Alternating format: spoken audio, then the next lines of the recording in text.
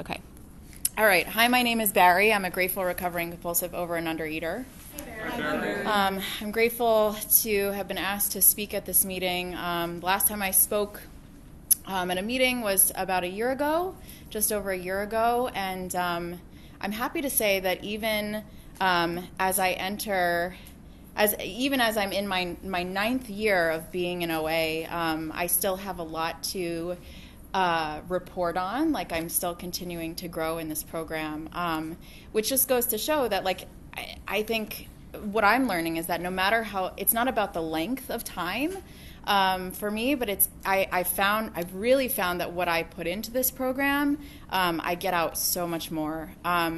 So what I'd like to share with you today is what it was like, what happened, and what it's like now. And so I was born into a Jewish family, and I also was born into a family of compulsive overeaters. And so food was not only my first love, but it was kind of the centerpiece. It was the reaction to everything. You know, if I'm happy, if there's a celebration, there's tons of food. If there's somebody dies, there's tons of food. And every holiday, it's just like my mother. No matter how many people we would have over, it was like she always cooked for an army.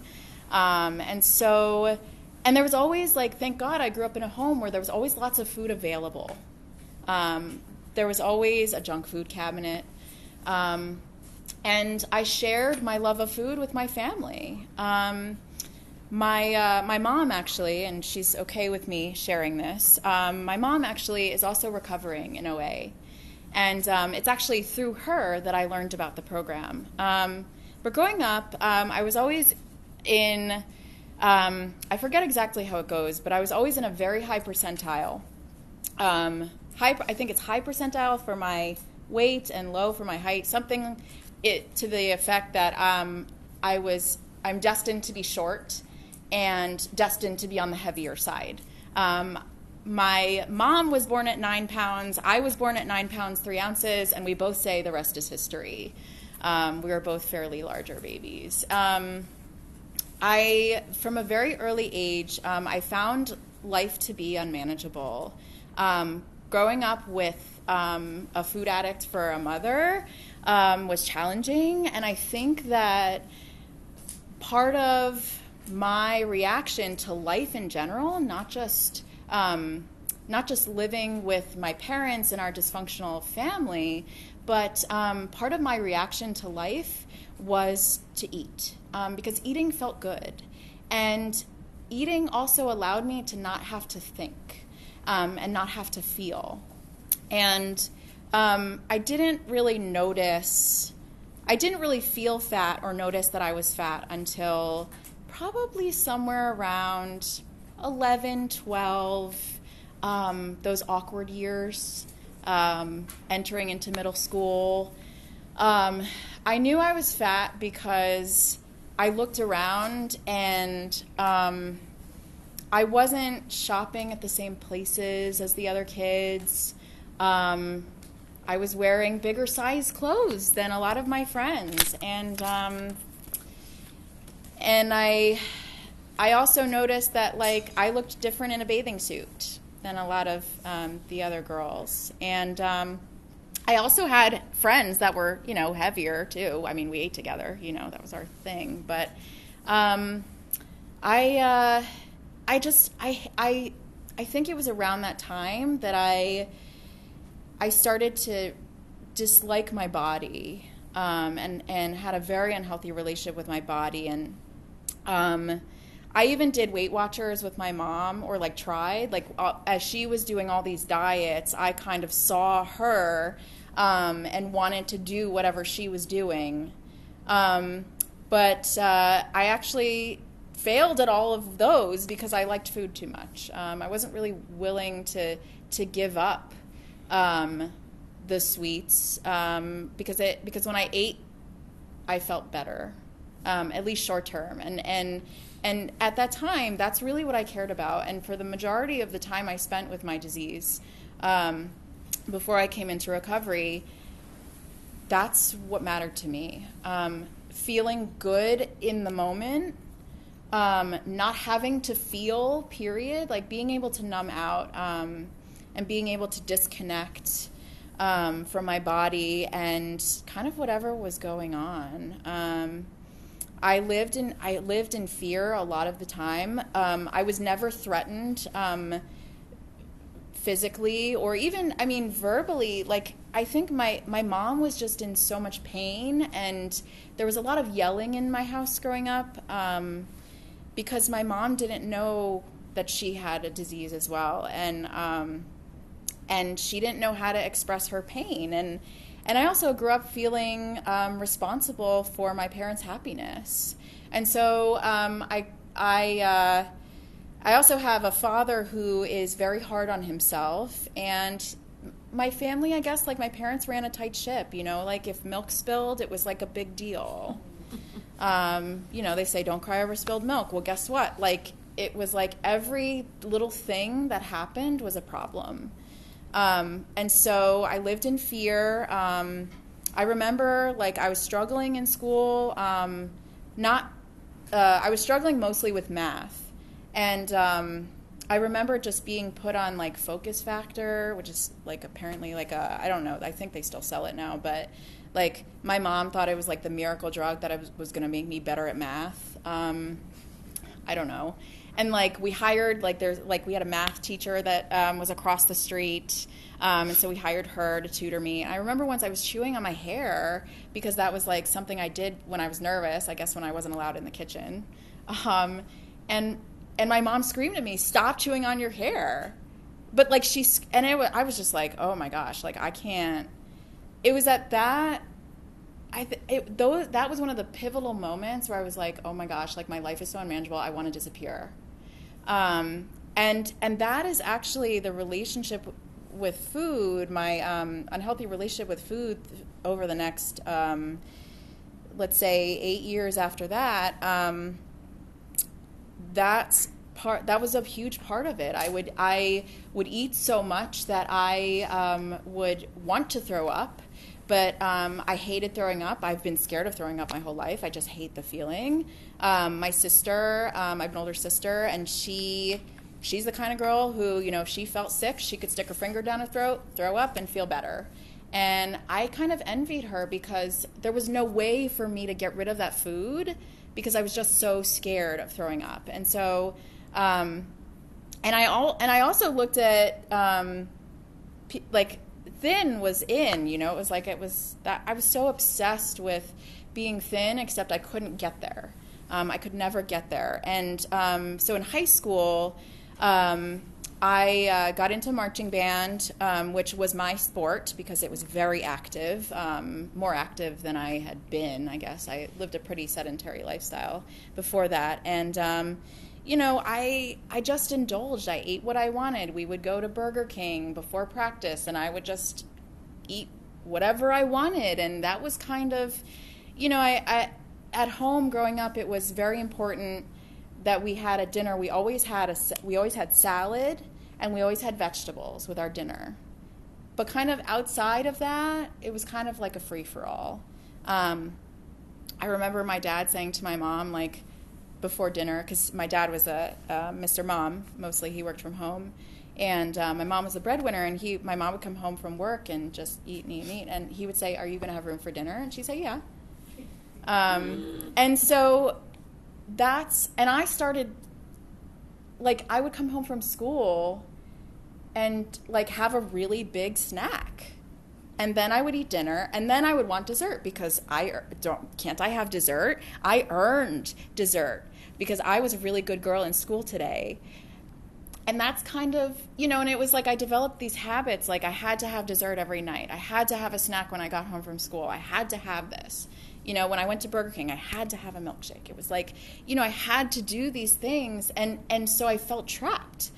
And then junior year of high school came around, and we were always in our family, it was like always trying to lose weight for a big event, right? So big events would come up. So junior prom, oh my gosh, junior prom, right? So I planned it out. I looked at the calendar and I said, okay, I have this number of weeks to lose this much weight.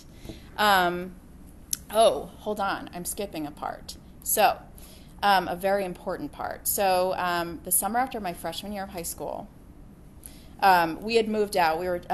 My mom and I had moved out because they were doing a renovation on my parents' home, and so we lived with a friend while my dad was holding down the fort. Now, my mom and I would basically hit up Wendy's or Dairy Queen, whatever, every single night on our way back, or maybe not every night, but a lot on our way back to our friend's house.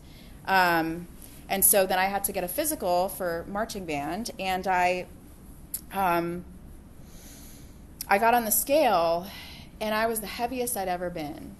I think I was maybe 4'10" at the time, and I saw 152. And on the way home from the doctor, I turned to my mom and I said, "Ma, why didn't you ever tell me I was fat?" Because that was like a pivotal moment. I was like, oh my God. Like all the freshman year, like I didn't realize that I had been living in t-shirts and sweatpants trying to hide my body. And my mom said, because I didn't want to be the mother that my mother was to me. I mean, my mom grew up, her birth name is Patricia. She grew up being called Fatty Patty. And, you know, her youngest sister was my grandmother's little elephant, you know? And so my mom said, I didn't want to be like my mother. And I said, okay. So it was also around that same time that my mom found OA. And she was ready to live a new life and to surrender. And she started going to meetings, and I went to her first couple of meetings with her, and I looked around, and everybody was older than me. And, you know, nobody had the perfect body. So, and I'm 15 years old, right? Not even. Yeah, I'm 15. So, and I go, I can do this by myself. I don't need these people. I don't need this program. I'm going to do it myself. So I did, using restrictive tendencies, right? So it was like, I was like, okay, so junior prom was coming. No junk food. No junk food. So I lost a bunch of weight. So between that moment when I started, when I realized that I had gained like 25 pounds my freshman year of high school. Between that moment and junior prom, I got down to 110, which was like, oh, amazing, amazing, amazing, right? So my dad tells me, it's like a couple weeks before prom, he goes, Bari, you're too thin. And I said, shut up. I said, you don't know what you're talking about. I'm beautiful. Like, I look amazing. I feel amazing. But junior year actually was my toughest year emotionally.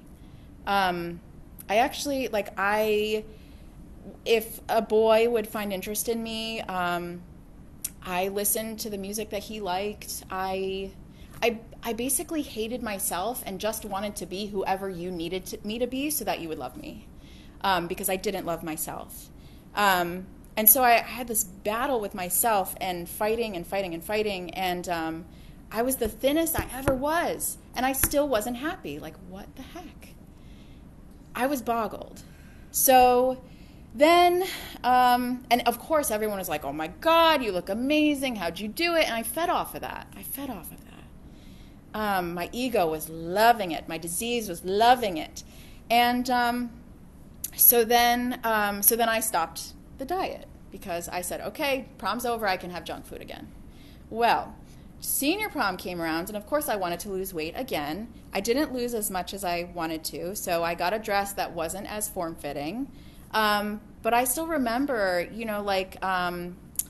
we were taking pictures by the clubhouse because my parents live in a lake community. And I had my legs up, crossed, but like on a bench. And I remember looking at those pictures right after seeing them and being like, my thighs are huge. Oh my God.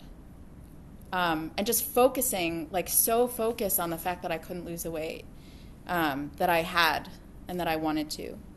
And then I went to summer camp that summer between, senior prom. So I actually, then right after senior prom was the summer before college. I don't know where my weight was at, but I know that I wasn't feeling good inside. I got to college, and all of a sudden, everything I had, it was a free for all, because everything, everything was a la carte. It wasn't like one meal all you can eat, but I just, anything I wanted, I could have at any time. Like, and college students don't eat at normal hours. Like, it was like, or I didn't have to, at least when I was home in high school and before that, I was guaranteed a solid meal, like a healthy lunch. Oh, by the way, my mom packed my lunch even up until like my last day of senior year of high school, but then I would eat that lunch and then go buy like a chicken patty and or like cookies, because those, it was like, I couldn't, one meal was not enough. I just had to keep eating because that's what felt good to me. And so my freshman year of college, was really rough emotionally. I gained 8 pounds my first semester and about 15 my second, and some things happened second semester that really scared me. I almost lost my virginity to who I believe is the wrong person, or would have been the wrong person. That scared me. There was a girl who, and it was May, and she was wearing this huge winter coat, like clearly anorexic. And I took advice from her about what foods to eat. And she got annoyed if I ate in front of her, and I didn't see that as like a problem. I was like, I just wanted to look like her, even though it was so weird. Like, I knew that she looked jaundice, but I wanted it. And it was like, it was so confusing. And then my roommate had a lot of extra snacks left over at the end of the semester, and I said, she said, oh, you're going to have to help me eat these snacks because, like, my mom is going to be upset that, like, I didn't eat what she bought me. And I was like, oh, yes. Oh, yes. Okay. So, of course, I played this game with myself of, like, okay, I'm just going to take one. Because I knew where she kept them, right? I'm just going to take one. And then it was another after another after another. And I was taking advice from this anorexic girl about 0-calorie ice cream, which was a bunch of BS. And pulling all-nighters to try to get straight A's because I thought that was going to get me happiness. And meanwhile, I'm like studying and working on homework and whatever with one hand in the food, like hand to mouth, hand to mouth, hand to mouth, or maybe it was like spoon, bowl to mouth, whatever it was, And the other half of me, or whatever, was studying. It was really when I realized I couldn't stop eating my roommate's food, I was like, oh, crap. My mother had actually given me a big book because I was having trouble with the fact that my friends said that they were straight edge, which means that you don't drink, you don't do drugs. And then they were experimenting, and I was the only one in my dorm who wasn't drinking. So my mom, who knew about Al-Anon at the time, which is for friends and family of addicts and alcoholics, gave me a big book, thinking that I would come around that way. Maybe also thinking I would come around with OA. But she gave me the big book because I was struggling with my friends not drinking and me not. I realized that I had a problem with food when I couldn't stop eating my roommate's food. I called my mother in tears. I was hysterical. I was embarrassed. And I said, Ma, I can't stop eating. And she goes, okay, I'll take you. The semester's almost over. In the meantime, here's some phone numbers for phone meetings. I didn't call them. But I don't even know why. I guess I was really scared. I didn't want to do it alone, And so my mom took me to her home group, and it was at that point that I was ready. I knew that I had a problem with food, and I had to nip it in the bud somehow, and not the way that I had done it before. So what I realized, though, it's so interesting to me. I'm just going to interject this to go to other meetings and meetings in different places because the home group that I started at was like 3 meals a day with nothing in between but coffee, tea, and diet soda, and no sugar and no white flour. And that's kind of what everybody did in that meeting. And I actually had to move to Pittsburgh to learn that OA and program is a lot more colorful than that. There are a lot of different ways. I mean, this program is so personal. My food plan is so personal to me, between myself and my higher power, that like I actually do eat white flour occasionally, not every day. But it's like, it's not, some things that are trigger foods for me are not necessarily trigger foods for you. And like, that wasn't the way that I started. And so I'm really grateful to learn that there are so many different ways of practicing this program. So that was the summer between my freshman and sophomore year of college. So then I had to bring recovery back to college. And I went to school on Long Island, so it wasn't that far from home. I grew up in New Jersey. But I wasn't going to bring my food scale or my measuring cups, which I started out with. I still use them. I wasn't going to bring those into the dining hall. So I really had to learn, what does 4 to 6 ounces of meat look like? What does this look like? What does this look like? And I really had to trust myself and keep an open, honest conversation with the sponsor that I had picked up in New Jersey before I left. I had to keep having that open and honest conversation. And that's when I started taking the steps with her. And I would come home about once a month, so I would see her when I came home, my sponsor, that is. And we talked every day. I used to call her every day at 7 a.m. And it was so meaningful to have a sponsor, to find out that somebody cared about me and didn't even know me. Like, to find out that somebody could love me without even knowing me, and could want to help me, and that was just so foreign. And really amazing, and just to have somebody show me the way. I mean, she and I did big book studies. We would talk on the phone. I would go up to the top. I used to live in a tower, and I would go up to the top level of the tower, and in a little conference room where nobody was, and on a Sunday morning, she and I would study the big book together via the phone, which was really, really imperative to the foundations of my program.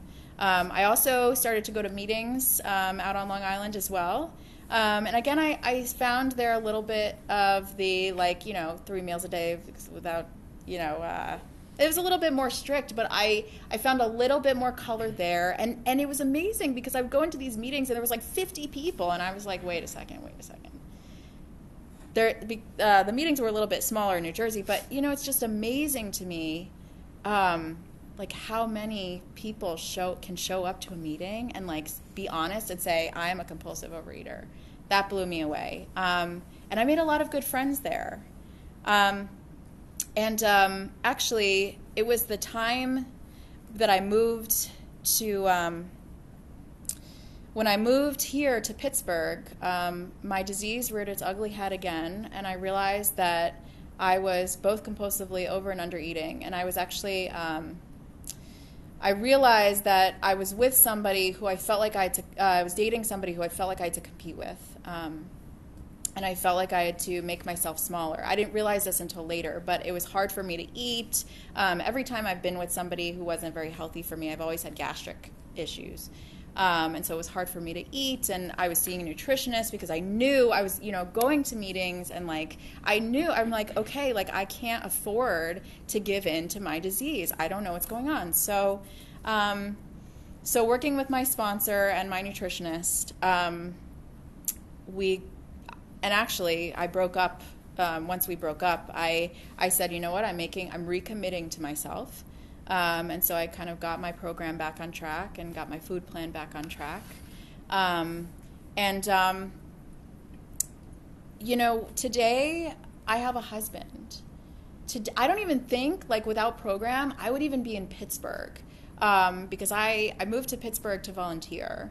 I think I would have stayed, I probably would have stayed living with my parents, found a job in New York, and just kind of did that life. I mean, I don't even know. I don't even know if I'd be here. That's the thing. I don't know if I would be here, because that freshman year of college, when I was hitting all those little bottoms, which turned into a big bottom, I didn't want to live. I didn't. And it was so scary to me because I knew I wouldn't have the courage to actually take my own life, but I couldn't explain wanting to disappear. And so the amazing thing about coming into this program is I realized that I don't have to live like this anymore. There is another option. Like, I don't have to go to food whenever I'm feeling something. What I did want to do with the remainder of the time is I did want to go through the 12 steps and how I've applied them to my life. What I did want to share first is I have these things out. I totally forgot to pass this around. I guess we still have enough time. I'm going to pass this around. I haven't updated that in probably 7 years. But it's just so you can get a snapshot of what I looked like back then, which doesn't even really matter, I guess. But these pamphlets, this one is Think First, and this one is Just for Today. These two pamphlets in the beginning really got me through. When I was in a pinch, I could keep it in my wallet. I could keep it in my pocket. I could go, take a potty break and go into the bathroom and read this. And in a pinch, it was like having my sponsor in my pocket if I wasn't able to pick up the phone. I also I have this on the table. This is my journal. This is probably the, I don't know, fourth or fifth journal I'm on now. I actually got rid of all of my journals. Sometimes I wish I didn't, but as a freeing exercise, because what I used to do is I actually, bless you, I used to write down my justifications of my pain, not just my pain, but I would, write down every little thing that somebody said to me that pissed me off, and I don't need to do that anymore. So my writing is actually a lot less. What my prayer and meditation looks like a lot more now is less writing and more just thinking, talking to God, sitting and listening, and I will get into that, but I did want to share those two things. So as you can see, my big book is very, very well used. It's fine. It wasn't important. So this was a very important, and still is very important, part of my recovery. This text is timeless. It tells the story of how this program, not necessarily this program, OA, but how program in general started. And whenever I open it, I always learn something new. Without further ado, the 12 steps. The first step, we admitted we were powerless over food, that our lives had become unmanageable. How I practice that today is more often than not, it's I come to a moment when I realize that I can't do everything by myself. That's the unmanageability piece of I am actually okay with admitting that I don't have my shit together, which would not have been, my default is to kind of put on a mask and say everything's fine and kind of just look like I have it all together. But, what's going on in my head, some days, people, if it's a close friend, they'll say, how are you doing? And I said, well, it depends on which perspective I'm taking today. It depends on the way I'm deciding to look at my life today.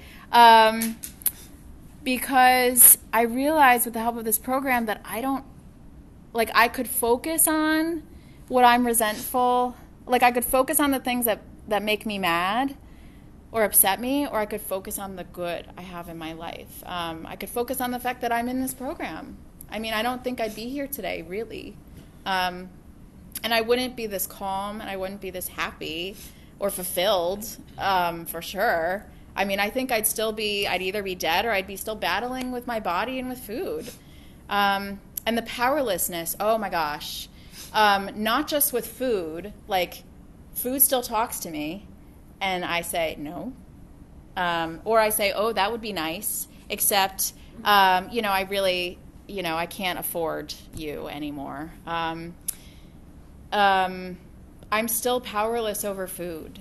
I still want my trigger foods, but I know now that my life with my trigger foods is so much worse, and maybe even non-existent, than my life without them. And sometimes I still think, oh, I can have a little bit more. But then, thank God I have a relationship with a higher power.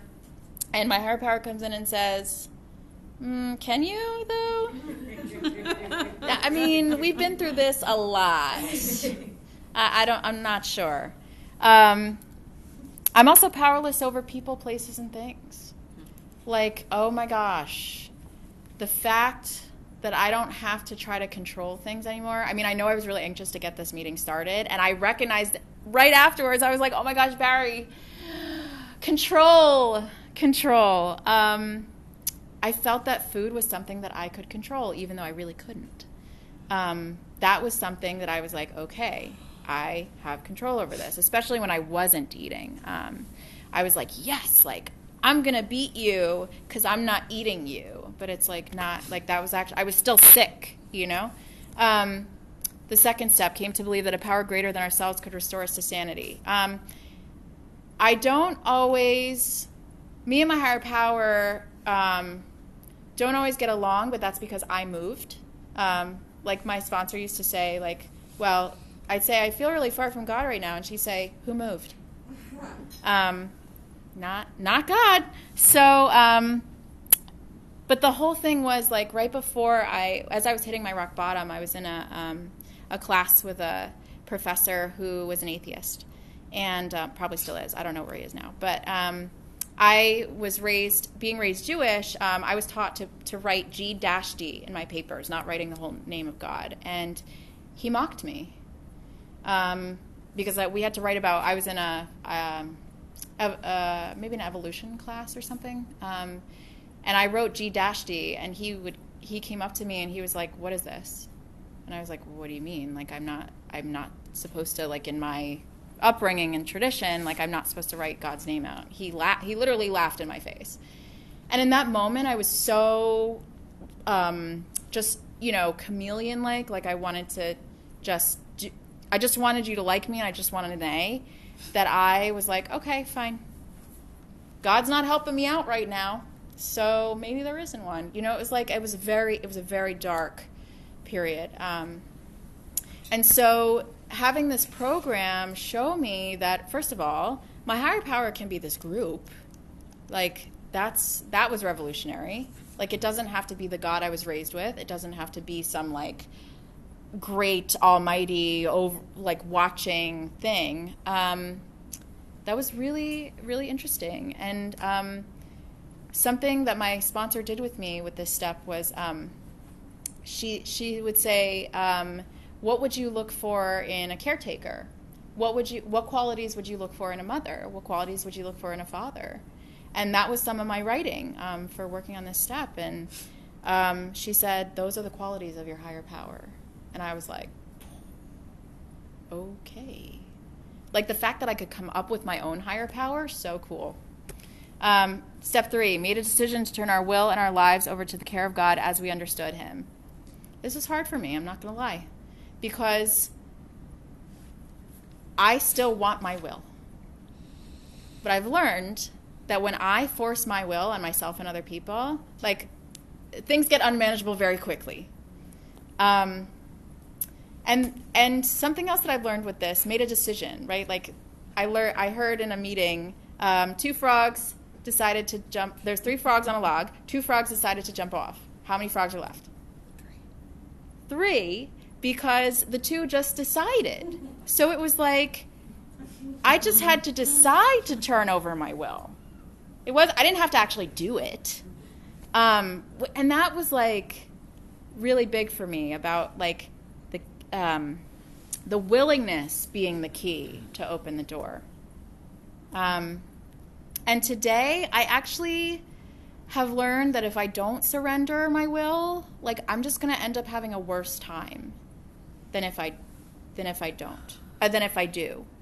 Things will go a lot easier if I surrender, if I decide to turn my will over. Step 4, made a searching and fearless moral inventory of ourselves. This means that I have to stay honest. And I don't get to shove my resentments under the rug anymore. I have actually a really beneficial way of dealing with them.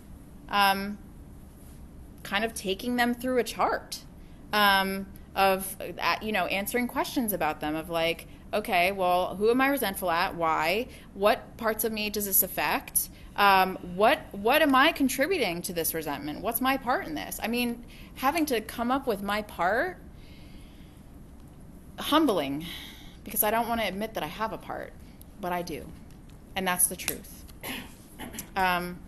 Step 5, admit it to God, to ourselves, and to another human being the exact nature of our wrongs. I get to share this with somebody else, so I don't have to carry the burden of my fears and my resentments and the ways that I've hurt other people. I get to talk about this with somebody else, so I don't have to feel the weight of it. And actually, the first time I did my 4th step and did my 5th step, sharing it with my sponsor, I really, really felt like a rock, a very heavy rock had been lifted. I was like bewildered. And I didn't ask to, I wasn't looking for that experience. I had no idea what it was going to be like. I was scared. It was my first time doing it. Step 6, we're entirely ready to have God remove all these defects of character. I'm not always ready because sometimes my defects of character, I think, still serve me. But the way I use this step today is that I recognize that I still have defects of character, number 1. And that those are actually hurting me and other people. And when I'm able to see how they're hurting me, I become more willing and more ready to have God take them. Step 7, humbly ask Him to remove our shortcomings. Sometimes I will literally feel and say, God, please take this from me because my life would be so much easier if I did not have this. And you know what? It's not on my time. That's the thing. It's on God's time. So some days I'll be sitting okay, when is this defect going to get removed? I feel like I'm really impatient right now. Please help me be more patient. What's going on here? But then I go back to step 3 and I'm okay, wait a second. My will is to have my impatience removed yesterday. Okay. It's not up to me. Step 8, made a list of all persons we had harmed and became willing to make amends to them all. Basically, being willing to see that I've hurt other people and wanting to right my wrongs. Step 9, made direct amends to such people wherever possible, except when to do so would injure them or others. This is huge because I'm actually in the process of knowing that I have some amends to make, and also knowing that I need to make them when I feel that I can be most sincere about it. So I know it's coming soon, and I've discussed this with my sponsor, and actually, one of these amends has to do with, this amend might hurt somebody, but it might hurt their feelings, and I'm going to acknowledge that in the amends, and that's really hard for me. But it's also me needing to be honest about basically how I'm operating in my life. And I don't know if it's going to hurt her feelings or not, so it's a continual conversation with my sponsor and with my higher power. And I know I'm kind of running out of time, sort of. So I think 10, 11, and 12, continue to take personal inventory, and when we were wrong, promptly admitted it. Basically, not going on autopilot. Not letting myself skate by without recognizing that I screw up, but I'm not a screw up. And just being willing to look at myself and how my behavior impacts other people. 11, sought through prayer and meditation to improve our conscious contact with God as we understood Him, praying only for knowledge of His will for us and the power to carry that out. For me, that's comes in the form of literature. I meditate and think on what I read in literature. I have all of my literature on my phone, actually. I do read OAs for today, just about every day. And also, a lot of my meditation is in the form of guided meditations about whatever theme, whatever I need help with that day. I search for a guided meditation, and I also sit a few minutes in silence. Most of that is my praying to God. Sometimes I do actually sit and listen. But meditation also comes to me, this is in the morning, it also comes to me throughout the day. Meditation comes to me like if I just allow myself to take one conscious breath. That is meditation. If I'm making my coffee in the morning, I can meditate while making my coffee, which means being very present while making my coffee, not allowing my mind to think about, oh, what do I have to do today, blah, blah, blah. Being very present with my coffee. That's meditation for me also. And 12, having had a spiritual awakening as the result of these steps, we tried to carry this message to compulsive overeaters and to practice these principles in all our affairs. I have a sponsor. I am a sponsor. I learned that I can't keep this stuff unless I give it away, which is also a reason why when somebody asks me to speak, I say yes, unless I actually physically can't be there. And practicing the principles in all my affairs. If I'm not practicing the principles, I feel it. I feel yucky.